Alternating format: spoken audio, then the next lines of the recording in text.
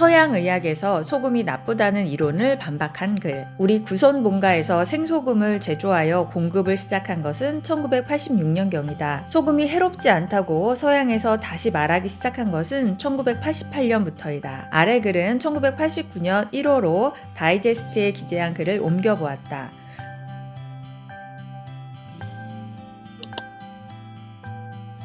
소금이 몸에 해롭다고 하던 그들이 왜 소금이 몸에 해롭지 않다고 이야기를 시작했는지 한번 생각해 보아야 한다. 소금이 몸에 해롭다고 생각하는 사람들이 많은데 소금 정말 몸에 해로운가?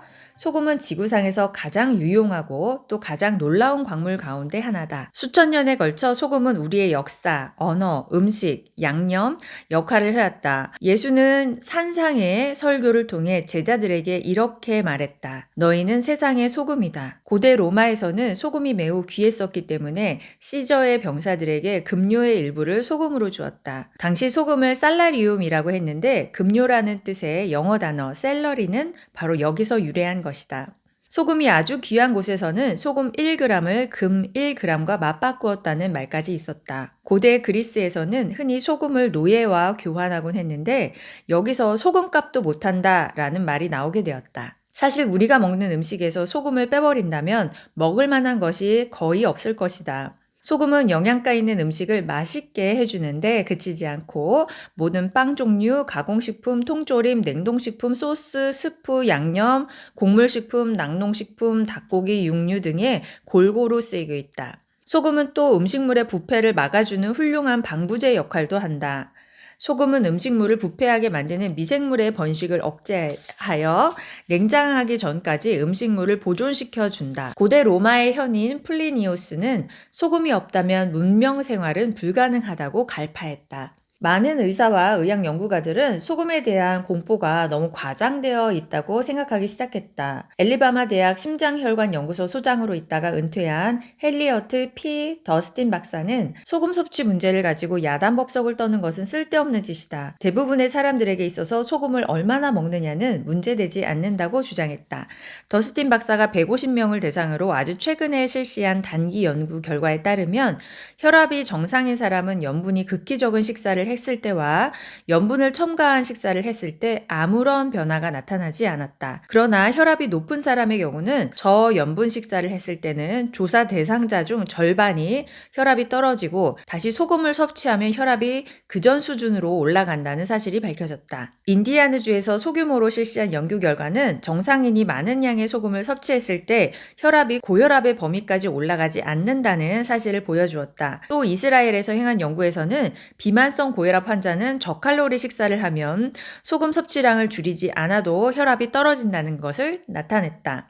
전체적으로 볼 때 적당한 또는 다소한 과다한 소금 섭취로 생명을 잃는 사람보다는 생명을 구한 사람이 많을 것입니다. 따라서 모든 사람이 소금 섭취를 되도록 줄여야 한다고 말하는 것은 말도 안 되는 얘기죠. 미국의 저명한 고혈압 전문가이자 뉴욕시 코넬 메디컬 센터의 고혈압 센터 책임자인 존 H. 러레이 박사의 말이다. 이 이야기가 어떤 뜻이냐면 혈압이 원래 정상인 사람은 소금 섭취를 늘려도 혈압이 올라가지 않는다는 뜻이에요. 왜냐하면 혈관이 막혀 있지 않기 때문에.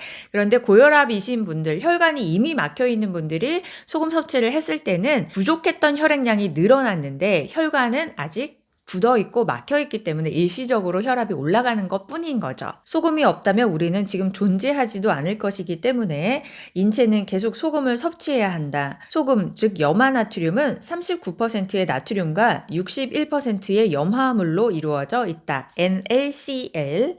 이 두 물질은 체내에서 용해되면서 나트륨 이온과 염화물 이온으로 분해된다. 이 두 이온은 각기 다른 작용을 한다. 염화물 이온은 세포와 그 주변 조직 사이에 수분을 조절해주고 소화를 돕는 외에 나트륨과 짝을 이루어서 생명 유지에 절대적으로 필요한 혈액 내의 산과 알칼리가 균형을 이루도록 한다. 요즘 산 알카리에 대한 이야기도 많은데요. 산성 식품을 먹으면 몸이 산화되고 알카리 식품을 먹으면 몸이 알카리가 되고 그렇게 단순하지 않습니다. 우리 몸은 항상성을 유지하기 때문에 신거 뭐 레몬 같은 그런 음식을 먹던 아니면 뭐 알카리 음식, 알카리 이온수 뭐 이런 것을 먹던 내 몸의 평균적인 그 이온 수치를 유지하려는 항상성이 있어요.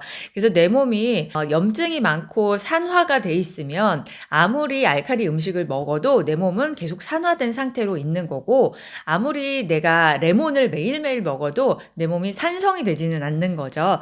그래서 우리가 알고 있는, 제가 몸마음 TV에서 계속 말씀드리고 있는 그런 건강 원리들 있죠. 건강 법칙들, 이런 걸 꾸준히 하시면은 내 몸의 항상성이 적당한 pH 한 7 정도, 이 7에서 8 사이 정도 되는 이 약 알카리의 적당한 이온도를 유지하게 되는 거죠. 그런데 이 소금이 나트륨과 염화, 이 NaCl이 몸에서 이 이온 정도를 적당하게 유지하는데 매우 중요한 역할을 하는 거죠. 한편 나트륨은 혈류량과 혈압을 조절하고 신경의 자극 전달을 원활하게 하여 심장과 근육이 수축작용을 하는데도 필요하다. 그래서 이 소금 섭취가 부족하신 분들은 근육도 합성이 잘 안 되고 심장이 아무래도 힘들어합니다. 그래서 붓기도 하고 약해지기도 하고, 염분 섭취가 지나치게 많을 때는 신장이 소금을 배설하고 반면 염분 섭취가 부족할 때는 신장이 수분만을 배설한다. 몸에서 염분을 잘 내보내지 않고 최대한 재활용을 하는 거예요.